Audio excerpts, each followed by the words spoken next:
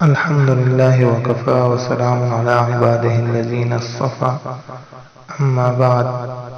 ناظرین کرام، میں ہوں تارا جان حقانی اور آپ دیکھ رہے ہیں اسلام راہ نجات۔ آج ہم اس ویڈیو میں آپ کی توجہ ایک اہم ٹاپک کی طرف دلانا چاہتے ہیں، اور وہ ہے جنات کو جنات کیوں کہا جاتا ہے۔ معزز سامعین کرام، جنات کو جن اس لیے کہا جاتا ہے کہ جن کا لفظ جیم نون عربی زبان میں اوجل ہونے اور چھپنے پر دلالت کرتا ہے۔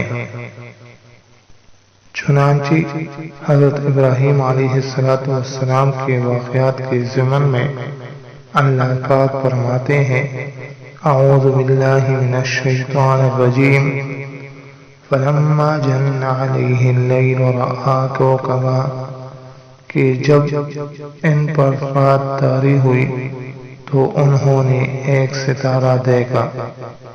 یہاں رات کے ظہور کو جن کے لفظ سے اس لیے تعبیر فرمایا گیا کہ رات کی تاریکی میں ہر چیز انسانی نظروں سے اوجل ہو جاتی ہے۔ اسی طرح عربی زبان میں ڈال کو جنہ کہتے ہیں، کیونکہ جنگ کے دوران ڈال کو سامنے کر کے آدمی اس کے پیچھے اوجل ہو جاتا ہے، اپنے آپ کو چھپا لیتا ہے۔ معزز سامعین کرام، پاگل پن میں چونکہ حقائق انسان سے اوجل ہو جاتے ہیں، اس لیے عربی میں اسے جنون اور پاگل شخص کو مجنون کہا جاتا ہے۔ جن کو بھی اسی وجہ سے جن کہتے ہیں کہ یہ مخلوق انسانی نظروں سے اوجل رہتی ہے۔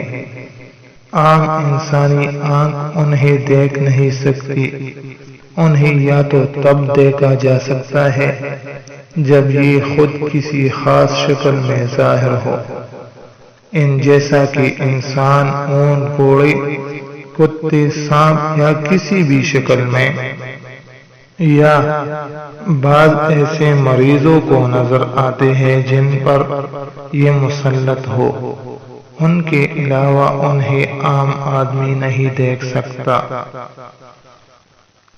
معزز سامعین کرام، یہاں ایک چھوٹے سے نکتے کی وضاحت کرنا مناسب سمجھتا ہوں کہ اردو میں ہم ایک جن کو جن اور ایک سے زائد کو جنات کہتے ہیں۔ یہ ہمارا اردو زبان کا اپنا طریقہ استعمال ہے، لیکن عربی زبان میں لفظ جن جمع کے لیے وضع کیا گیا ہے، اور اس کا واحد بنانے کے لیے اس کے آخر میں یاء مشدد برائے نسبت لگائی جاتی ہے۔